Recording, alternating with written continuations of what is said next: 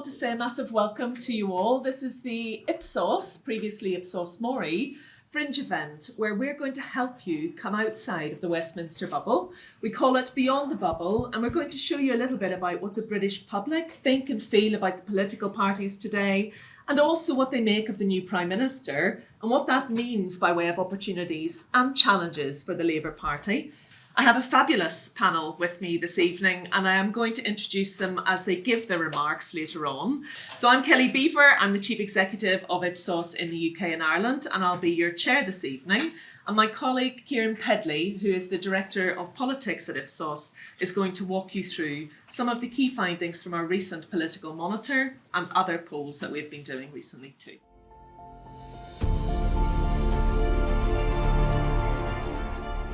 Thank you, Kelly. Thank you everyone for being here today.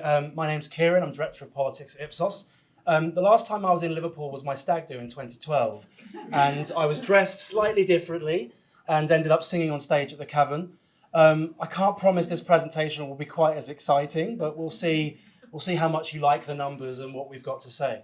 But what I'm going to do today is spend about 15 minutes just taking you through the state of the parties as we go into the winter of 2022. I'll talk a bit about the new Prime Minister, both in terms of the challenges she faces, but also what the public think of her so far. That's Liz Truss, of course.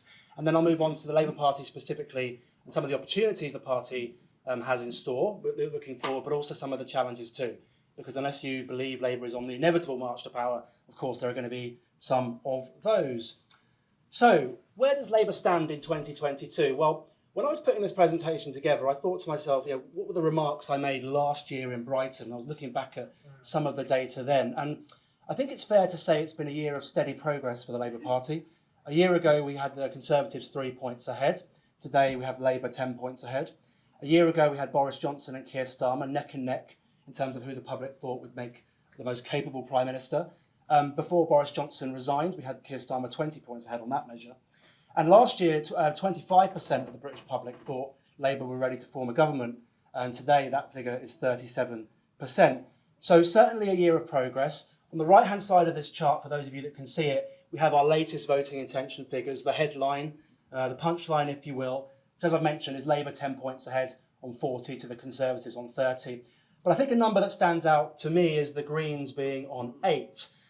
Different views are available, of course, and nobody's vote is owed to anybody. But as a progressive party, I'm sure Labour will look at that 8 points and think maybe there's some room to grow further there. We will wait and see. It's also important to mention the progress Labour's made over the last year hasn't just been about hypotheticals in voting intention polls. It's also been at the ballot box too. So we had the local elections where Labour's projected national vote share was 35% to the Conservatives 30%. You have to go back to 2012 or 2013 to see a result similar or better for the Labour Party. But of course, Labour did go on to lose subsequent general elections. But at the same time, the progress is in returning to those levels in a way Labour hasn't done for some time.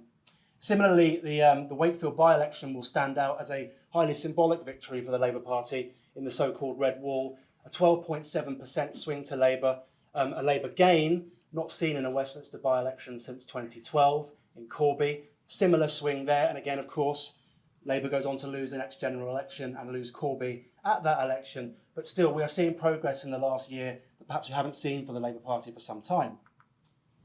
But could that lead be soft? There is some evidence, and we'll probably get into the weeds of the methodology in the Q&A, there is some evidence in the sort of headline figures that maybe there could be some volatility there in the future, or not that it necessarily will dissipate, but that it could. The key number for me really is that 1 in 4 Conservative voters from 2019 initially say they're undecided in our polling and how they will vote next time. And we have a complicated measure of what we call squeezing those people to try and force them off the fence and make them to make a decision before we get to our headline figures. But the fact that such a large number of what is such a large voting bloc are initially undecided at the moment does show that there's volatility in that group and therefore could be in the headline figures as we move forward.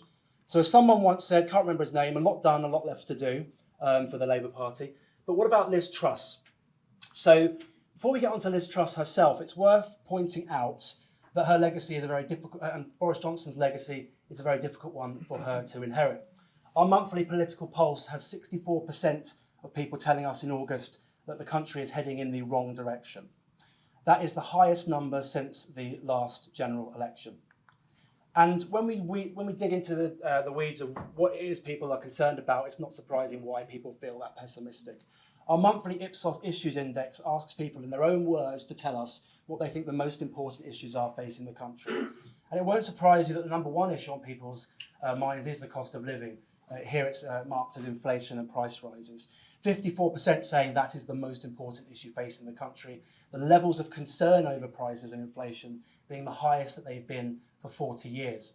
Now, there are other issues, of course, that the public care about, the economy generally, but also climate change and pollution in third place on 23%, and the NHS and healthcare never far away from the public's minds on 20%. So it's not the case that it's only about the cost of living, but that is dominating people's minds at the moment. And part of the reason why Liz Truss faces such a difficult inheritance from Boris Johnson is because when we actually look at the scorecard for Boris Johnson's time in office and whether his government did a good job or a bad job in different areas, it is true that there are success stories for his administration. The vaccine rollout, 8 in 10, I think Boris Johnson's government did a good job there. And clear majorities think they did a good job on handling the COVID pandemic, but also the Russian invasion of Ukraine. But I've just told you that the most important issues for the public are things around public services and the cost of living. On the cost of living specifically, 75% of the public told us in July that Boris Johnson's government did a bad job handling that. So you get a sense of the mindset, the public mindset that Liz Truss and the Conservatives need to try and turn around. Similarly, on the NHS itself, 7 in 10 say that Johnson's government did a bad job improving the NHS. And for you, Bridget, with education, we've got 54% saying that the Conservatives did a bad job improving the education system. Now, these aren't the only measures we ask about. It's about sort of 13 and 14, but these are just some of the key highlights. But I think the point is, on the issues that matter most to voters right now, the Conservatives are not in a good spot. But what about Liz Truss herself? I think it's fair to say that the jury is very much out in terms of public perceptions of the new Prime Minister. That might not be very surprising, considering that she's new in post, and of course we've had the sad passing of Her Majesty Queen Elizabeth II. So perhaps a difficult time for people to form a quick opinion of Liz Truss. But when we ask whether people are satisfied or dissatisfied with the job she's doing as Prime Minister, right now, middle of September, 44% say they don't know. And whilst 27% say they're satisfied and 29% say dissatisfied. Now, with these numbers, what you can see in front of you on the right-hand side as well is some other Prime Ministers who took over mid-Parliament. So there's no David Cameron there, there's no Tony Blair. We're just talking about people that sort of took over, if you like, suddenly, because they took over mid-Parliament. Now, there's no linear relationship between what Liz Truss's numbers are today and what they might become. For example, Boris Johnson was net negative in his first rating, a much better known entity at the time, goes on to win a strong majority in 2019.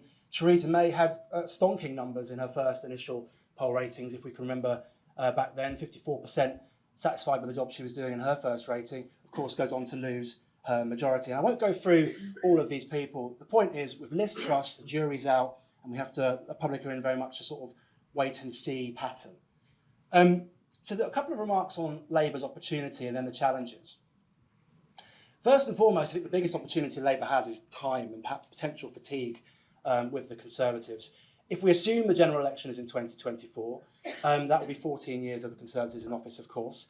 And when we look at the numbers at the moment, we see 7 in 10 say they're dissatisfied with how the government are running the country. More than half disagree that Conservatives deserve re-election. And on the economy itself, generally, 63% told us in July that the Conservatives were doing a bad job managing the economy. Now, to put that in context, back in the latter days of New Labour in 2010, just before Gordon Brown lost David Cameron, that score was 59% for Labour then. So again, not predictive necessarily of what will definitely happen. Of course, we have a new Prime Minister, and by God, do we have a new economic policy. But it is the Conservative reputation for sound economic management is at least under threat. So that's a challenge for the Conservatives. Another opportunity for Labour is the leadership question. I think it's fair to say that since Labour left office in 2010, the question of leadership has always been something of a campaigning asset for the Conservative Party. David Cameron was seen as more prime ministerial than Ed Miliband, Theresa May and Boris Johnson than Jeremy Corbyn. Whereas right now, when we ask who would make the most capable Prime Minister, Keir Starmer actually holds a slight advantage over Liz Truss. Not a huge one, but 40 points to 36 is something that will obviously benefit Labour, and it's something that's relatively unusual in the past decade. So this idea that the Conservatives can guarantee going into a general election with the public pretty sure that their leader is better than the Labour one. It isn't the case at the moment. So that's obviously an opportunity for Labour.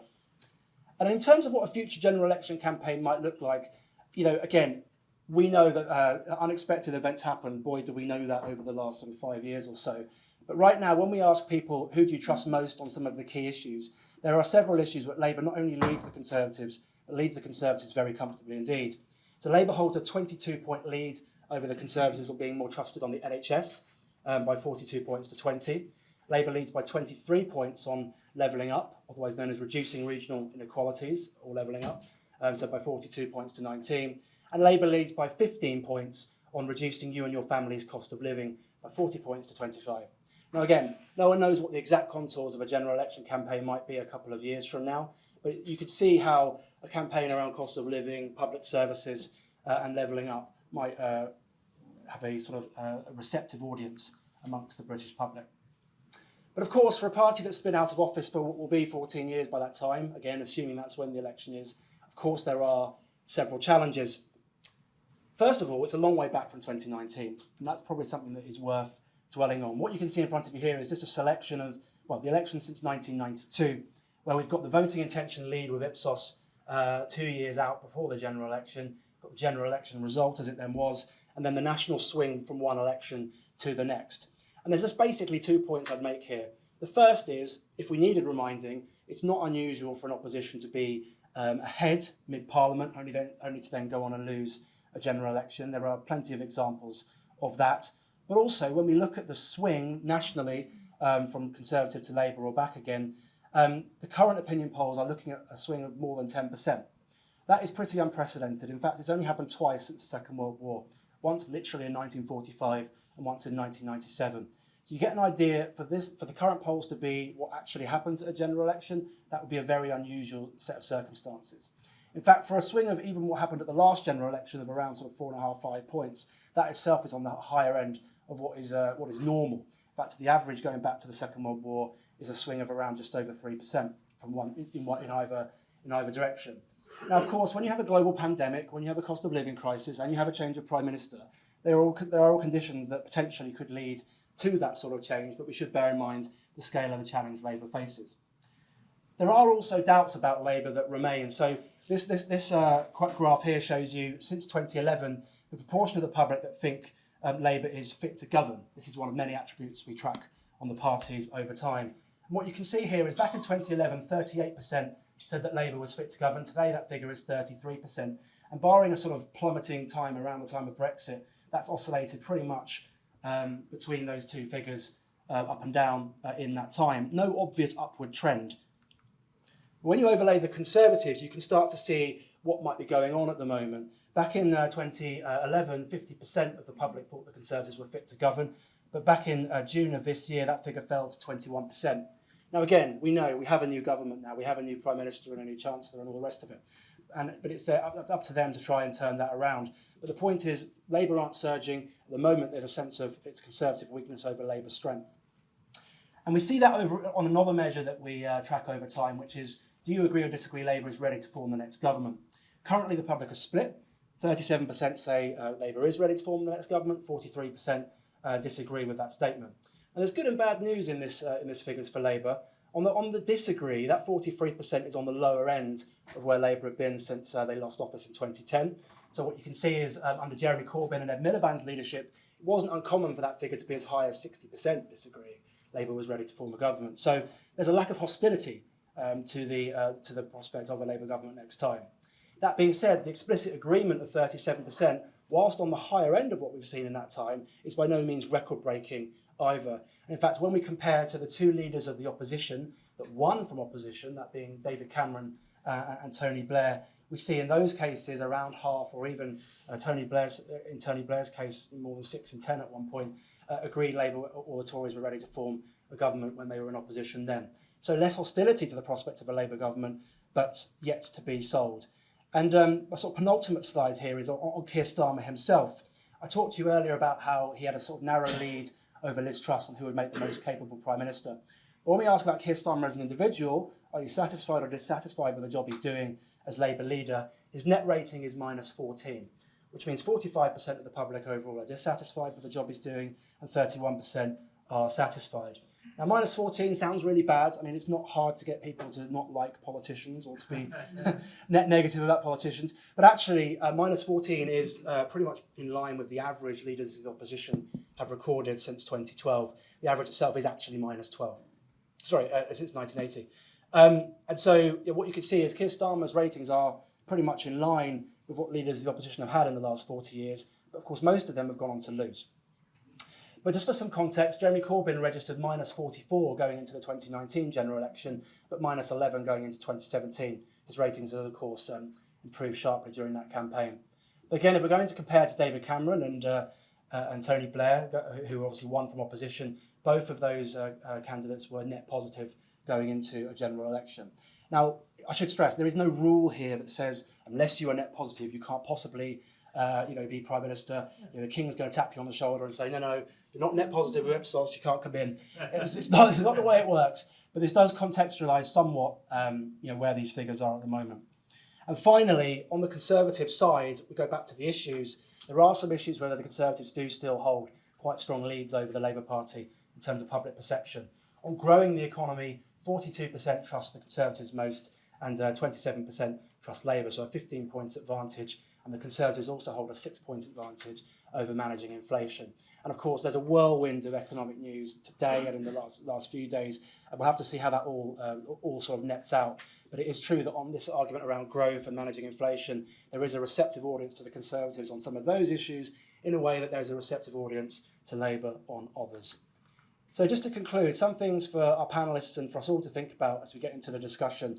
How does Labour respond to a new Prime Minister? I've shown you how there were plenty of indicators that Boris Johnson seemed to be heading to, if not maybe defeat, but certainly a very difficult election next time. But now we have a new administration that brings its own challenges. What does Labour stand for as it approaches that election? What are the priorities? I'm sure we'll hear some about that this week. How can Labour show it's ready, and how can Keir Starmer show he's ready for number 10 too? We've shown in our numbers that whilst there is lots of criticism of the Conservatives, there is still, if not hostility, doubts maybe, or hesitancy about Labour. And then finally, how can Labour own that next general election campaign? We know the Conservatives are going to go on growth and on tax cuts and things of that nature. How can Labour maybe change the exam question if it can? Because, of course, you always want to fight campaigns on your own territory. But that's a sort of edited view of the highlights at the moment. And with that, I'll hand over to our panellists for their thoughts. Thank you. We're going to now hear from each of the panellists for about 3 to 4 minutes each, just to give their reflections to what they've heard. And then you'll have an opportunity to ask your own questions of the panel as well. So please do jot those down for now, and then I'll take them in bunches when we get to that point later on. So firstly, I'm delighted to welcome Bridget Phillipson, who's the MP for Houghton and Sunderland South, and also the Shadow Secretary of State for Education. And I want to know what you made of that, and particularly some of the comments that Keiran made about it being a Conservative weakness over a Labour strength, and perhaps given also that some of the big concerns of the British public are in those areas which are places that they trust Labour more. Is that an opportunity? What did you make of it? Yeah, I think when you think back to where we were in 2019, it was a devastating general election defeat. And if you'd said to me then that we would have been looking at some of those slides, I think I would have imagined it was some kind of dream, and that I just would not have believed it. I mean, it was a crushing defeat, and we were roundly rejected by the British people. So I thought it was going to be it would take much longer to start to rebuild that trust. And I don't think that job of work is over. I think it is tough often from opposition to make some of those arguments, because when you're the government, you can get on and do. We have to demonstrate not just that we have the ideas, and we do have the ideas, and I'll come on to that, but that we're capable of delivering it. And that's just a harder task, I think, from opposition than for incumbent governments, irrespective of stripe. And I think the context as well in terms of Keir's election as leader of the party, obviously it came at the point at which we were already, when it was announced, we were already into lockdown. So politics as normal was really suspended, and quite rightly so. The public expected us to pull in behind as a country, but that created a very different kind of context, particularly for that first year of Keir's leadership. And I think this year, building on the work that we did last year, we'll obviously be hearing more from Keir about the way in which we'll set out to change the country. Naturally, I was quite encouraged, terrible though it is, to see that lots of people think that the government isn't doing a wonderful job where it comes to education. That's very much my assessment coming out of the pandemic as well, where we didn't see support put in place for children to make up for all of that lost learning and development time. I also think where it comes to education, and this does connect to the cost of living too, how we think about childcare as part of our modern, not just our modern education system, but as part of a plan for growth as well. Because you can't grow your economy unless you've got a workforce that's properly supported. And it can't be right that women are, it's usually women, sad to say, are being forced to give up work and give up hours because childcare just isn't available and isn't affordable. And I'll be saying more about that later this week too. And I think the one point that Keiran made, he talked about what's normal, and I think we haven't had a very normal period of time in British politics, particularly since 2015, where we've had a considerable degree of volatility. I was first elected in 2010, and we've had lots and lots of electoral events and general elections and a great deal of change. And I think that shows that there can be quite big swings in voting behaviour. I think there is a real moment for Labour to set out a positive and compelling case. Rachel today set out where it comes to climate. Obviously, that's a real challenge for us as a country, but presents real opportunities and a real area of difference, because we believe that government should be working with business and trade unions to look to the future, to create jobs and opportunity, and not simply getting out of the way and imagining that everything will just happen on its own. I think key to Labour's success at the next election will be around that positive case, but it will also be around pinning the last 12 years or the 14 years, depending on when the election comes, onto the Conservatives, because they can tell people all they like that public services are brilliant, that they're putting more money into the NHS and that our schools have never had it so good. But people's experiences are just so far removed from that kind of rhetoric. If you can't get a GP appointment, if your elderly relative waits for hours on end on the bathroom floor for an ambulance that never arrives, if you're burgled and the police don't come, I don't think saying we've got a plan to fix all of this when you've been in power for 14 years will really cut it. So I think there is a real opportunity for Labour to set out that kind of vision around the different public services that we need, the change that we need to see, but also that, in contrast to the increasingly reckless approach that we've seen in recent days from the government where it comes to the economy, that we take seriously our responsibilities around managing the public finances. And we know that it's only through a growing economy where the British people can share in that we will see kind of public services properly funded and properly supported. I'll leave it there. I'm now going to welcome Adam Hugg. Adam is leader of Westminster City Council and also Labour councillor for Westbourne Ward. So over to you. Thank you very much. I'm delighted to be here on a panel about getting outside the Westminster bubble to talk from the perspective of the other Westminster. We always get slightly upset when everyone blames Westminster for all of the world's ills. It's not us. It was rebranded as Whitehall or Parliament rather than Westminster. Anyway, so obviously really important to have that data from Keiran at the top there. Obviously we're moving into a new political phase under Liz Truss's leadership of the country. She's a Prime Minister who's well known to the commentariat, but not the public. And I wonder to what extent that inside the bubble view of knowing her quite well will impact how she's portrayed in the media externally. We've seen so far that obviously Tory messaging is taking a very big shift to the right, certainly economically, moving away from the Johnsonian attempt to remake the UK's electoral coalitions. We've obviously, my election this year benefited from lower Conservative enthusiasm amongst certain parts of their previous base.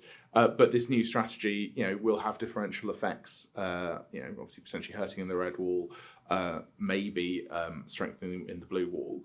And it'd be interested to see how their new message plays in my patch, given the current mix of policy support for the they're currently very much pushing support for the wealthy, but increasing social conservatism, because I know parts of my borough are more affluent, but have been increasingly moving to Labour, particularly on social issues in the wake of Brexit.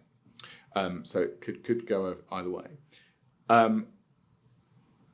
Despite she's been around for a while, but she's standing behind Keir in terms of who's best placed to be Prime Minister, and obviously she, like just as Keir had in his first year, events getting in the way of the political rollout. Obviously, the tragic passing of Her Majesty has impacted her ability to present herself to the country. But obviously they've started with that very risky budget that they've announced. And obviously Keiran showed the slide about trust, and obviously Labour is slowly ticking up, but not as far rightly. But obviously the Conservative trust has gone through the floor. So certainly that I know in my election recently we were able to say that Labour were seen as the sensible ones out of the two overall. I think the budget will potentially exacerbate that. I know locally that perception helped us have a different set of conversations that we'd been able to have in previous elections to help to focus it on local issues, because we weren't having to worry about being attacked in terms of the national leadership. And obviously we're looking at recovering from a very difficult position in 2019, and Keiran has showed very clearly the hurdles that we have to get over. But we are living in an age where electoral coalitions are being built, broken, and then rebuilt again with ever increasing speed. And I just want to give a few reflections from our win in Westminster this time round, because I think there are certain similarities in what Keir has to do nationally. Some things that are, of course, very different. We had to build a broad-based coalition, broader than we'd ever been able to build before, enabled to be able to win in a place like Westminster. And we were having to run a three-pronged strategy, which is always quite complicated and not necessarily what you want to do if you can avoid it. But in order to get to the position that we got to, we had to do three things. We had to mobilise and motivate our traditional Labour base so that they came out. That was a combination of our forward policy offer and being fed up with Boris. Reaching out to those Green and Liberal voters, the 8 and 13% in that chart that you talked about there, to squeeze them very, very hard, making very clear that only Labour can win here, and also having a strong positive message on climate, walking and cycling, for example, in our local context. And that reassurance and dissuasion of the core Tory vote, making them stay at home or potentially come over to us in certain cases. We did that with a focus on pavement politics, residents first messaging, and a pledge on freezing council tax to try and knock out one of the core Tory attack lines that they've used against us from time immemorial. And it's challenging ensuring that the messaging to each group didn't clash with each other. It wasn't always complementary, but we had to work hard to make sure that they were not dissonant, and that was because they were rooted in sort of clear, overarching and unifying messages around wanting to build a fairer Westminster in terms of framing what we wanted to do, building the city and tackling some of the deeper seated inequalities. We were hammering their reputation for competence, which was something they'd rested on for a long time. If many of you may know, they built a large edifice to their incompetence at Marble Arch. So we hammered them on the £6 million Marble Arch mound in every leaflet that we did, just drawing attention to their record. And then we talked about how the Conservatives have become tired, out of touch and incompetent. We're talking about a framing that was enable us to take former Conservative voters on a journey that didn't shame them for past choices. And for Labour nationally, it's pointing out the record of the 12 to 14-year-old government. And for us, it was the 58-year-old Conservative administration. And obviously, we would brand them as Boris Johnson's Conservatives.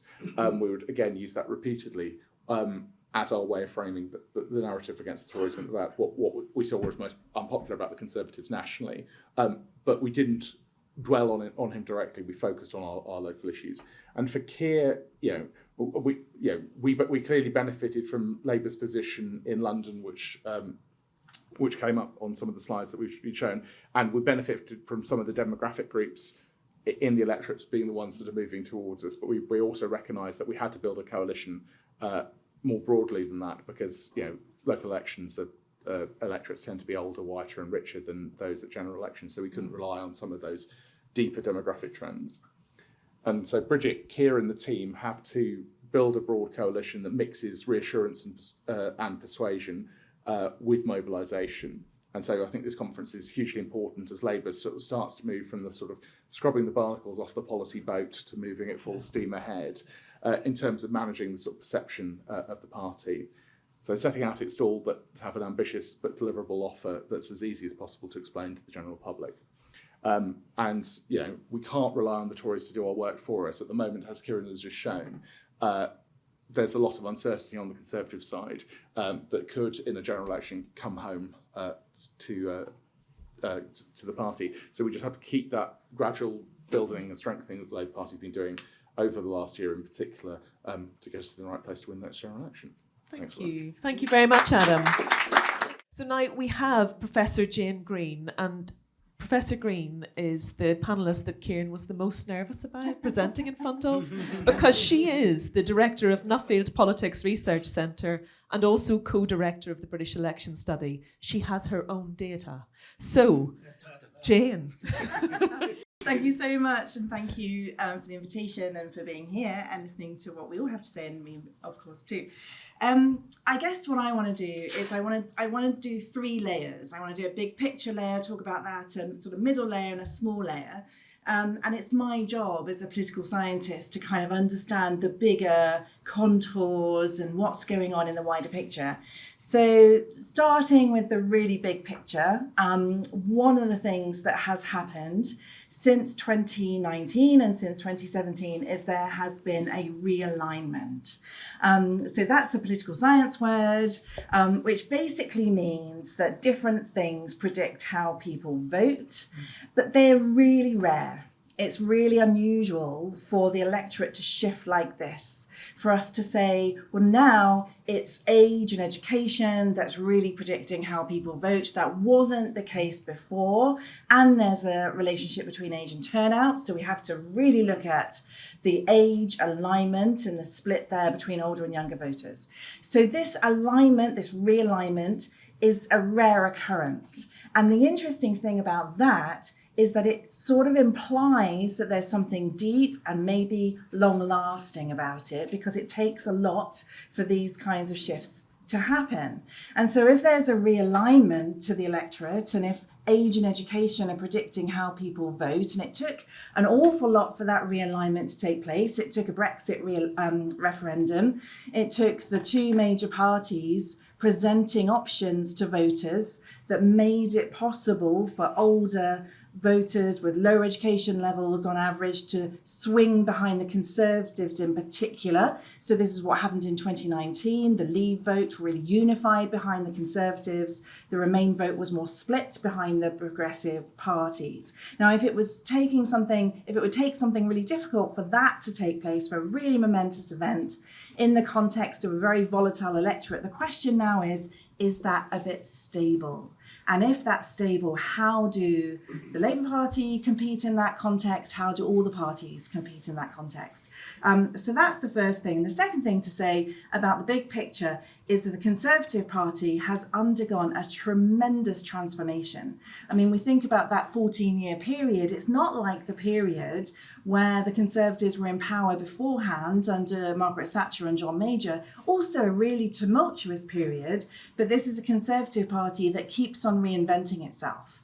And, that's a really difficult adversary, isn't it, for any opposition party to look at this brand new electoral context that we need to understand and reorganise and reorientate to if any political party is going to make sense of how to win elections in that context, but also with a government, with a governing party that keeps on transforming its offer to voters. And so the big question then is kind of within that big picture, is this here to stay? Is this realignment the picture that's going to persist? Is there therefore going to be more stability in Keiran's numbers? And is there going to be more of a tendency for people to want to kind of stick to how they behaved in the 2019, the 2017 elections? Those 2 elections being 2 parts of that puzzle, 2 steps in that process. So that's the first big picture point.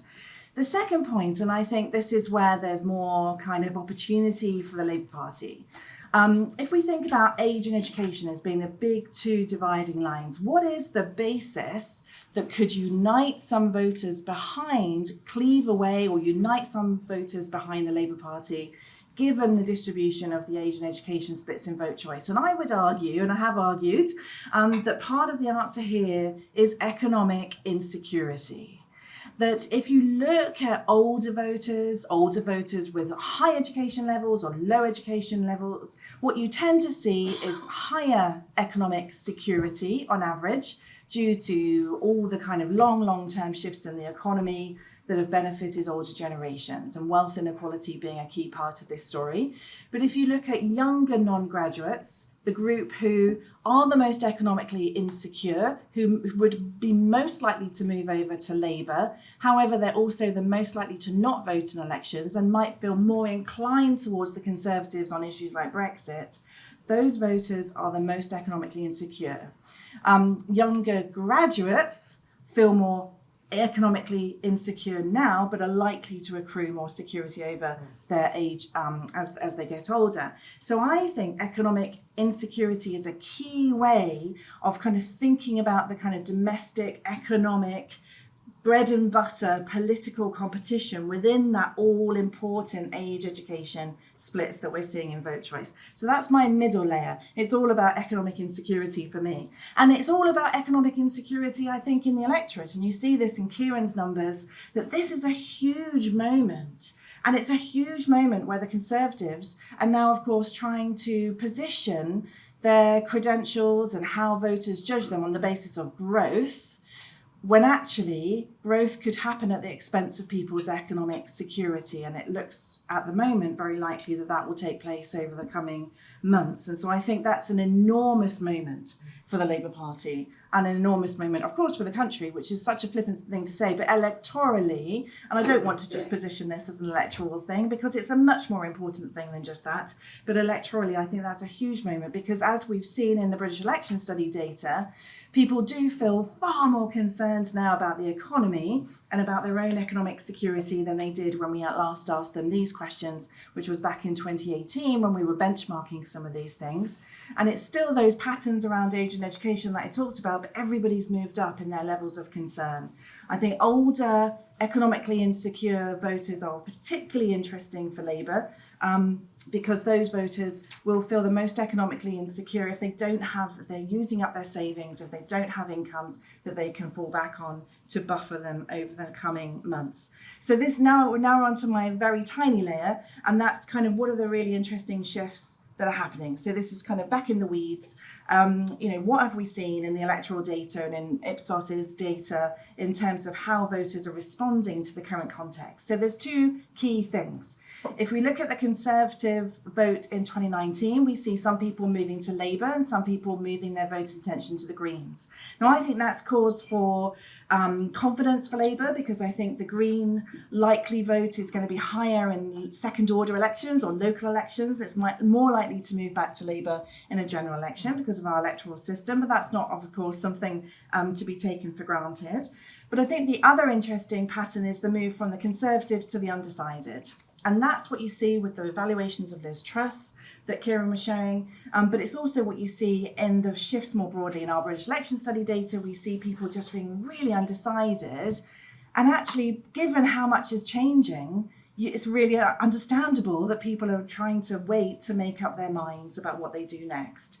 And what I think, just reiterating what Adam said and what Bridget said, the Labour Party obviously needs not just to benefit from failures of the government and people being concerned about what the government is doing, but Labour obviously needs to give their own message so people truly know which part of that groupings of the older, the younger, the lower educated, those people with degrees and not degrees, which part of that who does Labour stand for?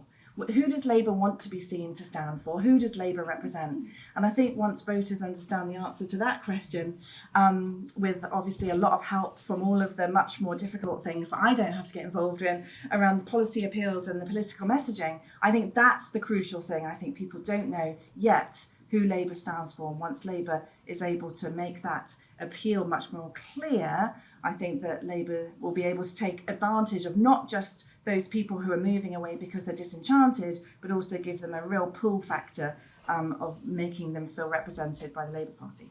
Thank you.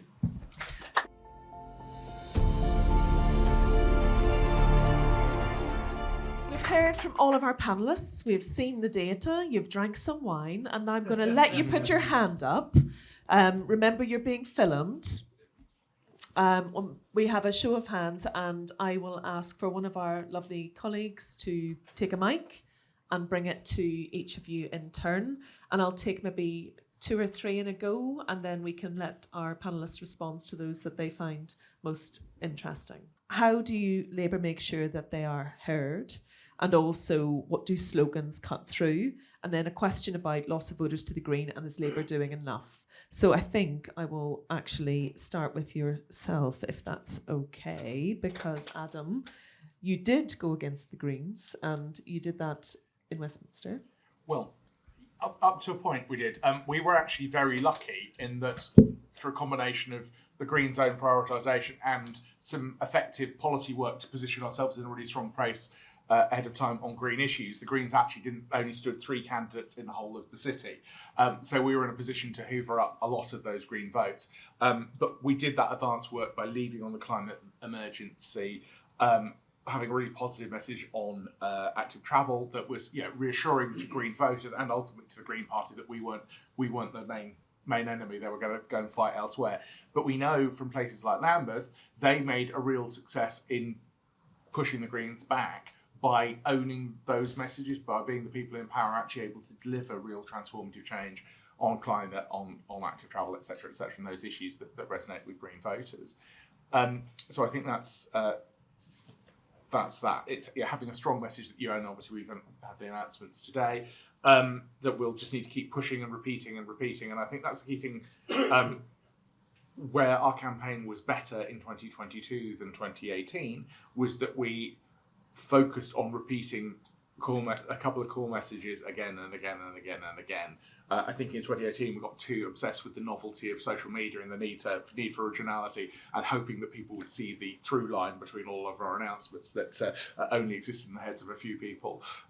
So we were able to do that. I think that goes back to your point about slogans and messaging. I think it's identifying a couple of core messages, workshop them, focus group them, survey them, make sure that they are the words and that resonate with voters, that fit with the message, with the underlying policy message. They've got to be sort of rooted in something. They've got to be rooted in the perceptions of you as a party, and they've got to be rooted in the perceptions of your offer.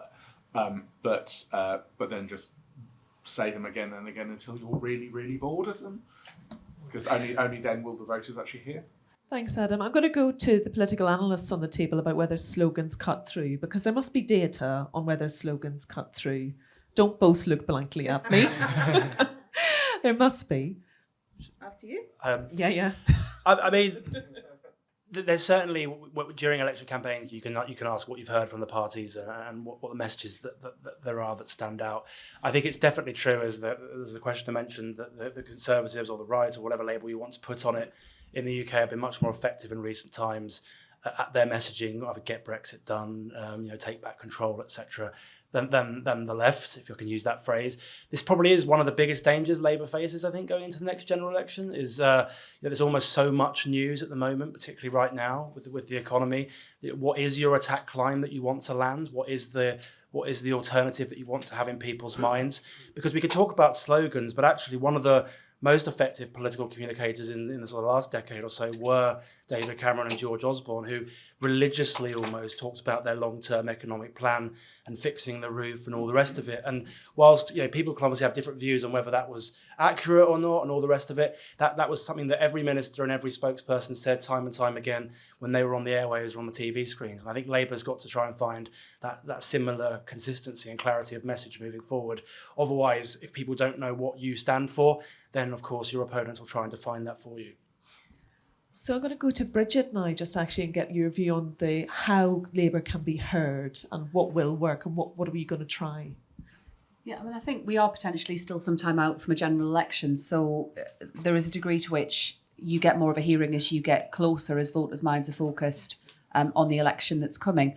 I think it's only when voters are sick of hearing what you've got to say that you realise that you're really cutting through. So I think saying the same things again and again and again is what does really matter. But that, of course, comes to the message that you're selling, not simply the words that you're offering. And I suppose on the slogans part, I'd slightly push back on levelling up. I don't think the public ever really knew what levelling up meant. I think there was a sense that they were voting for a government in 2019 that was going to do things differently, that was going to take their concerns seriously. And I think that's why the sense of betrayal amongst some voters that took that chance on the Conservatives in 2019 for the very first time runs so deep, because it was a big breach for lots of voters to move away from Labour for the first time and to put their trust in the Conservatives, and then to find that trust was not only taken for granted but completely disregarded particularly with Johnson's behaviour.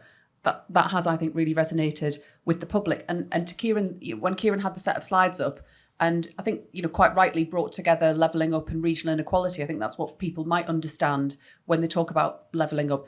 I don't think that was ever what was necessarily meant by levelling up. We've never really had an adequate suggestion as to what that really means. And I think to bring it together with regional inequality, I think, is the right thing where we think about the policy of it. But I'm not actually sure that was ever what was really intended. And certainly none of the actual impact would really, I suppose, bear that out. And on the Greens, it's about a squeeze message. I mean, vote Green, get a Conservative government. I mean, that's the reality of it, and that's the choice that people will be confronted with a Labour government that can actually deliver on those key priorities around climate change, around the transition that we need to see in well-paid, highly skilled jobs. So a really effective squeeze message. Although I would say I think the Conservatives have an increasing problem in some of their constituencies with a slippage to the Greens too. It's not just we shouldn't regard this as simply a Labour issue. Thank you. And Jane as well. Just anything you want to add on any of those questions? Thank you. Slogan-wise, what you stand for, who do you stand for, and who's responsible? Kind of key ways I think about these things. And I think one of the really interesting things, and Keiran's right to talk, I think, about George Osborne and David Cameron, one of the things we do see in the data, we don't ask about slogans in particular, but we saw an awful lot of blame onto the Labour government that still ran through on the economy through to the 2015 election. And I think, these questions about who do you hold responsible for various different outcomes are really, really crucial. And it's one of the things that the Conservative coalition did very, very well from their perspective. And it's one of the things that's super unclear now, I think. It's so, we've had so much going on with Brexit and then the pandemic and then this cost of living crisis and then these kind of international benchmarks. Like, what is behind these outcomes and who is behind these outcomes? I think clarifying some of that is really, really crucial. Okay. So I am going to, first of all, let Bridget comment on anything she would like to related to the Greens. And how long do you think it will take the public to make a decision on the new Prime Minister? I mean, that's something that's not within my control, so I'll focus on what is within my control, at least within my control to some degree. I think it falls to the Labour Party to make the case that the last 12 or 14 years, whenever it is come the next election, it's all the same party that's been responsible for the mess that we've got into and the shape of the country. And whether, you can change the figurehead at the top, but it's, same party, same old tune. And, Liz Truss has been a government minister right throughout those years in government. She is responsible for the situation that we find ourselves in, that parents can't afford to feed their kids, that you can't get a GP appointment, and that, going to the point around older voters, that increasingly older voters don't feel safe on the streets because of the absence of active policing. So I think there is a wider message that brings together, that connects, I suppose, across the generations in terms of what Labour will be saying, and where it comes to older voters in particular. I speak to lots of grandparents who are doing lots and lots of childcare in order to help out their children, because childcare is just not there for in the way that it ought to be. So I think there is that connection, the bigger argument that we can make that brings voters together, that builds that coalition, that doesn't separate them out. But I think Liz Truss is responsible for the mess that we're in, and she can't allow herself, we can't allow her to present herself as a new figure. Thank you very much, Bridget, and thank you for being with us today as well. Brilliant, thanks a lot. So there were some analytical questions about the numbers for the Greens, which I will ask the person who presented the numbers for the Greens. But also, how do you get people to switch from Conservative to Labour, to Adam? And then how long does it take, Jane, for somebody to make their mind up on a new Prime Minister? So where will we go first? I think, Keiran, do you have your answer on your 8%? I mean, I think the first thing to say on the Greens on 8% is that we had them on 8% in a few months before the 2019 general election. So it's not actually unprecedented for them to be that high. What we know over the last sort of 4 or 5 years is that the salience, if you want to use that phrase, of climate change and the environment and pollution is very high. People are very concerned about those sorts of issues. And let's be honest, there is a sort of certain kind of young, sort of ideologically left voter who might not be particularly happy with the direction the Labour Party's taken in the recent past. So I think it's not whilst 8% is quite high, I'm not that surprised at this stage that they're at that level. Other views are available. We tend to see them oscillate between 6 and 8 nationally, margin of error being what it is, and so forth. I think what's to be determined really is whether that lasts over the next few months and into the next general election, because most elections we see the Greens will be 5, 6, 7, 8 points, but then when it comes to the general election itself, they're back down at 2 or 3% because of that squeeze message. Okay, answer your question. Okay, very good. And so, Adam, how do you do it? So a mix of different things. We definitely did deliver a number of switches. We also reassured people who decided to ultimately sit this one out, and that's potentially an easier message for a local election than it is for a general. But it's certainly not impossible if they're really disgusted with their own party nationally. So there'd always been a segment of voters who would previously vote Conservative locally on perceptions of low council tax and efficient bin collection, but Labour nationally, and that cohort had grown. That cohort had becoming particularly into play post Brexit.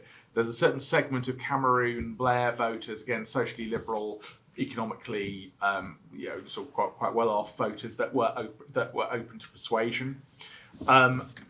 We focused on freeze message, basically went after the sort of neutralising the Tories' core attack lines on council tax, on bins. We continued to hit them hard on planning and their sort of focus on their sort of big donor businesses rather than local residents on that. And then we used the Marble Arch Mound religiously to just cut at their core question of credibility, just hit them on their own turf of economic competence. And it was, that gave a permission structure for people to come to us or to stay at home. And, some of those issues were there in 2018, I think we could potentially have won Westminster if the general election been 6 months earlier. The local elections been 6 months earlier in 2018, but by the election last time they'd been scared off because of the national picture. But we had an alignment of the local and national messages going in the same direction that enabled people to make that switch to us. And just very briefly in answer to Warren's question, Liz Truss is in a very difficult position. There is this grim news, the grim economic picture, some of which is self-inflicted, but some of which is obviously the baseline thing. And she's off putting forward a very different economic offer to certainly the rhetoric around the Conservatives 2019 offer. So it is that question of no mandate for what you're doing versus freshness. Again, I do wonder whether their ability to reinvent themselves will wear off, particularly given that the global economic picture is going to be tough for quite some time, which makes it very difficult for their bet on growth to come off in the way that they hope. Okay, and Jane, how long does it take for people to make their mind up on a Prime Minister, do you think? Shall I? I think of different groups of voters. So I think of the people that have instantly made up their minds. So there's lots of those, because there's lots of people that will not like any Conservative Prime Minister, or will like any Conservative Prime Minister. Then there's another group of voters who I think of as kind of who tend to kind of display trends.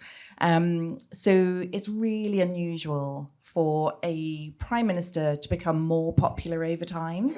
It's not impossible, but it's really unusual. Most of the trends that we see are downwards in direction. So she has to have an incredible boost in order to kind of last out what might happen in the next 2 years. And then the third thing to say is the people who are undecided, who remain undecided throughout that time period. The 2017 and 2019 election campaigns have been really interesting for people like myself, where we've seen lots of switching in the campaigns. You'll hear many political scientists look at Keiran, because he's probably knows exactly what I'm going to say. But it's been a sort of truism that people say that campaigns don't really shift the dial, that they might net out, or they don't really, that most people have made up their minds before they get into campaign. But the reason the last 2 election campaigns have been important in shifting the outcome, particularly in 2017, is that there were loads of people that remained undecided. And so we certainly saw undecided Labour voters. So they'd voted Labour in 2015. They were still undecided going into the 2017 general election. And then during that campaign, they'd become more reassured or they'd become more dismayed by the May versus Corbyn comparison. And then in 2019, we saw both of the two largest parties increase their support over the campaign. So I think, what's interesting about these leaders is they're both untested in election campaigns. And that means there'll be a ton of people that aren't paying much attention now, but will then switch on and start paying attention in an election campaign. So they need to be very, very ready for those people to form their first opinions, or at least their first important opinions in terms of the leaders going into the next election. So, question is, loss of faith in the political system. Are we less enthusiastic when we elect people around the world at the minute? And then secondly, your favourite topic, economic insecurity. Why is he knocking on doors and they are hard Tory? Thank you so much. So there has been increasing detachments from political parties, from mainstream political parties over time. And one of the reasons for that is that the kind of what we would call the socialization. So, what you learn from your parents about the political attachments in your household have been weakening over time. So younger voters are coming into the electorate without those same attachments, more undecided about who they're going to vote for, more volatile. And so we saw volatility increasing, so individual level switching between elections, so people voting one way in one election, voting another way in another election. We saw that increasing until 2019, when we saw that decrease somewhat in the UK. But it's a general pattern across countries. So that weaker attachments to political parties corresponds to lower trust in general, and also corresponds to higher individual level volatility. In 2019, it went down somewhat compared to that kind of increasing rise. Now, the question is, what does that tell us? And it comes back to that thing sorry for just the jargon, but it's this word realignment, right? Is there something about the nature of these patterns of support that have happened in British politics that are a bit more sticky now?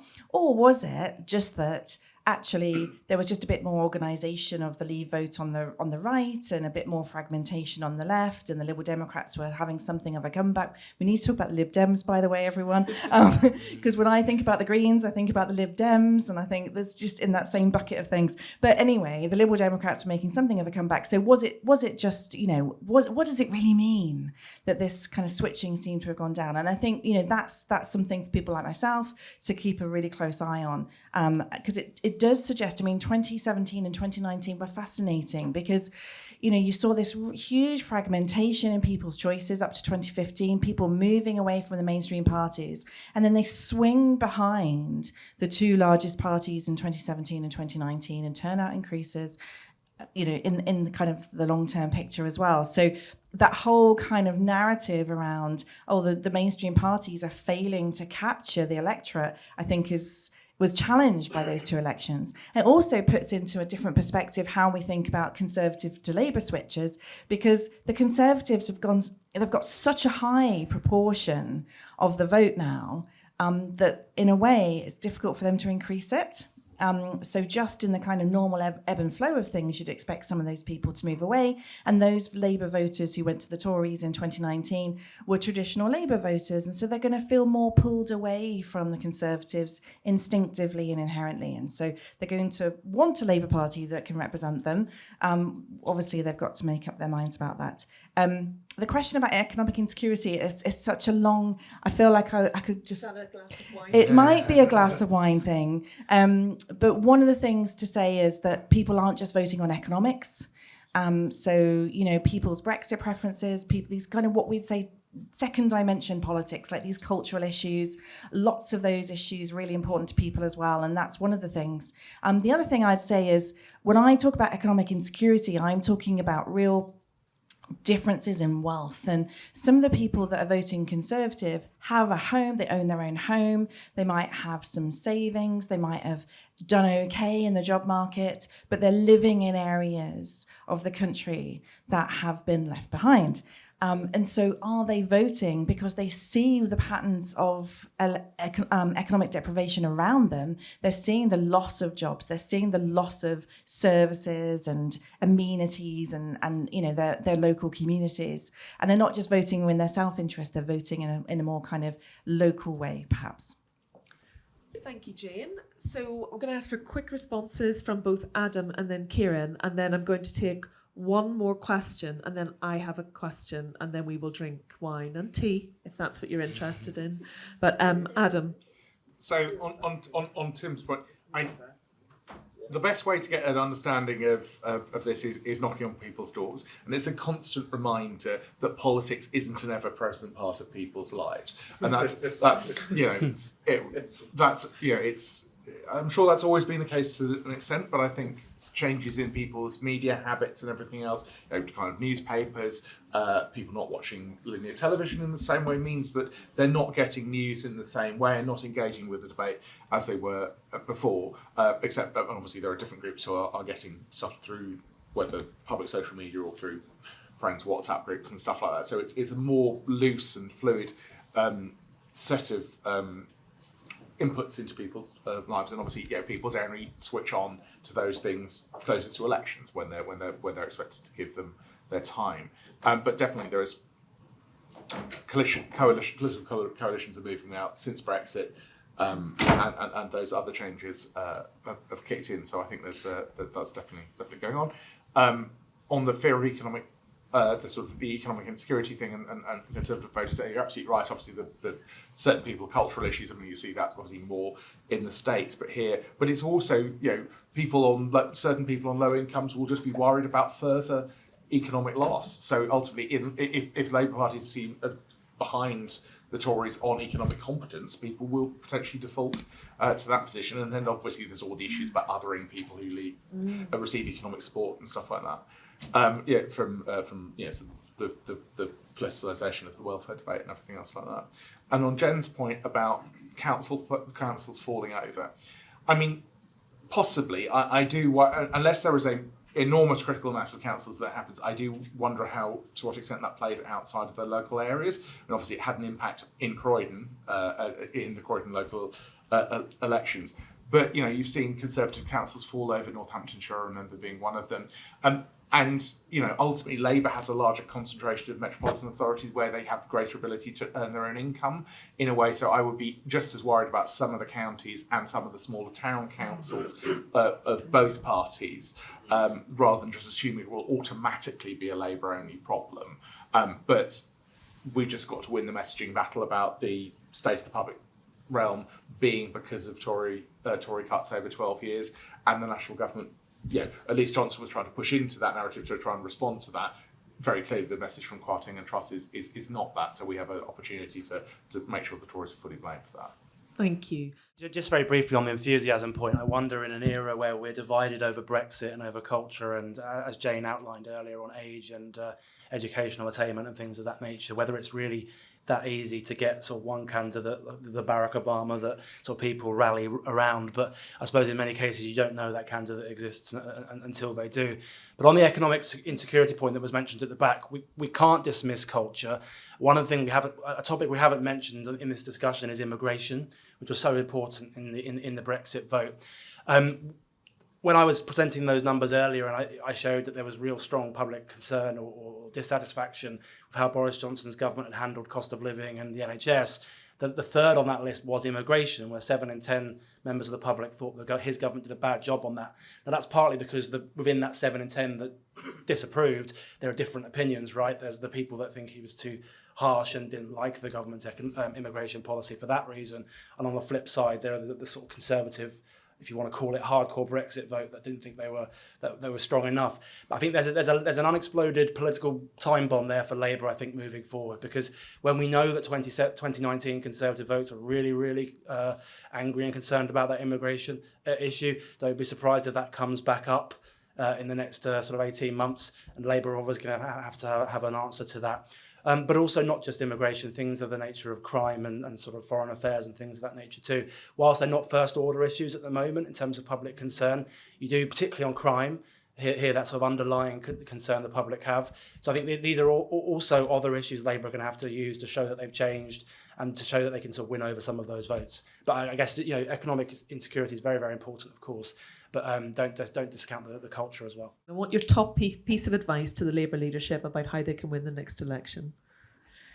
Right, so Scotland, and then top piece of advice. And I'm going to pick on my own team first because I can. Keiran.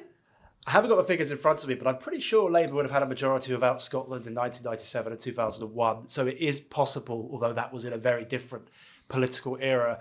I guess what I would say on Scotland is that Labour doesn't necessarily need to win without it. Obviously, there's a huge question mark about what the relationship would be with the SNP, who you presume continue to dominate in such an eventuality. But I do wonder whether this is the Conservative line that felt quite effective in 2015 about Ed Miliband being Alex Salmond's pocket would quite work as well this time. Say, you only have 1 minute for both answers. Do I? Sorry. Oh, okay. I didn't know that.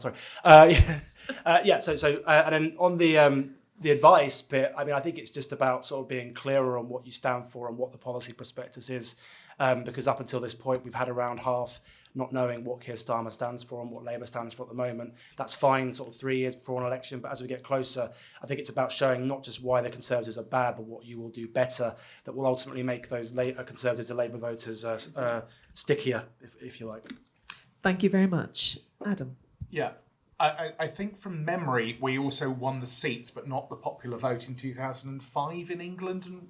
And certainly, so the position was, so there is a clear track record of Labour in government being able to cobble together a majority without Scotland, but it is obviously a lot harder. And as Keiran says, without the signs of there being progress in Scotland, it makes it easier for the 2015 lines against about the SNP to have greater resonance. But as Keiran again says, you know, it's much more difficult to run a coalition of chaos narrative sitting here in 2022 than it was in 2015.